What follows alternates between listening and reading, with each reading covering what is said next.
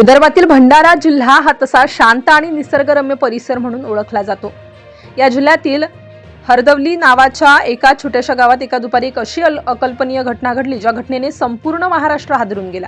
गावातील एक अत्यंत प्रतिष्ठित मनमिळावू आणि लोकांच्या सुखदुःखात नेहमी धावून जाणारे व्यक्तिमत्व म्हणजे मारुती काका यांचे वयाच्या 59व्या वर्षी अचानक आकस्मिक निधन झालं। मारुती काकांनी आयुष्यभर जी जीवाभावाची माणसे कमावली होती, त्याचा प्रत्यय त्यांच्या अंत्ययात्रेच्या वेळी पाहायला मिळाला। गाव छोटं असूनही त्यांच्या अंत्यविधीसाठी पंचक्रोशीतील 5 ते 6 गावातील लोक तसेच पुणे, मुंबई आणि नागपूर यांच्यासारख्या मोठ्या शहरातून त्यांचे नातेवाईक व मित्रपरिवार एकत्र आले। साधारणतः 1000 लोकांची अलोट गर्दी तिथे जमली होती।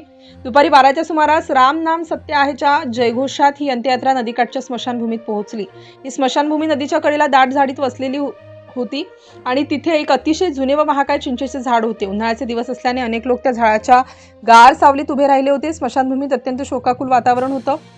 कोणी रडत होतं तर कोणी मारुती काकांच्या जुन्या आठवणी काढत होते। विधीनुसार मारुती काकांच्या थोरल्या मुलाने जड अंतकरणाने चितेला मुखाग्नी दिला आणि चितेतील लाकडांनी व गोवऱ्यांनी पेट घेतला। त्या दिवशी दुर्दैवाने म्हणा किंवा सुदैवाने वारा अतिशय मंद गतीने वाहत होता, ज्यामुळे चितेतून निघणारा पांढरा शुभ्र धूर सरळ वरच्या दिशेने गेला। नेमका तो धूर तिथेच असलेल्या महाकाय चिंचेच्या झाडाच्या फांद्यांमध्ये शिरला। तिथल्या लोकांना अजिबात कल्पना नव्हती की ज्या झाडाच्या सावलीत ते उभे आहेत, त्याच झाडाच्या एका फांदीवर मधमाशांचं एक मोठं पोळं दडलेलं आहे। धुराचा उग्र वास आणि आगीची प्रचंड उष्णता लागताच हजारो मधमाशा एकाच वेळी बिथरल्या।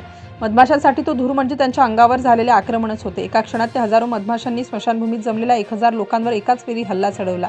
सुरुवातीला कोणाला काही समजलं नाही, पण जेव्हा एकामागून एक शेकडो माशा डंख करू लागल्या, तेव्हा तिथे एकच गोंधळ उडाला आणि पळापळा माशा उठल्या अशी ओरड सुरू झाली। काही मिनिटांपूर्वी जिथे पूर्णपणे स्मशान शांतता पसरली होती, तिथे आता जीवाच्या आकांताने पळणाऱ्या लोकांचा मोठा आक्रोश ऐकू येत होता। लोक आपापले नातेवाईक, मित्र अगदी पायातील चपला आणि हातातील रुमाल सोडून सैरावैरा पळू लागले। काही लोकांनी आपला जीव वाचवण्यासाठी थेट नदीत उड्या घेतल्या, तर कोणी जवळच्या शेतातील विहिरीत जाऊन शिरले।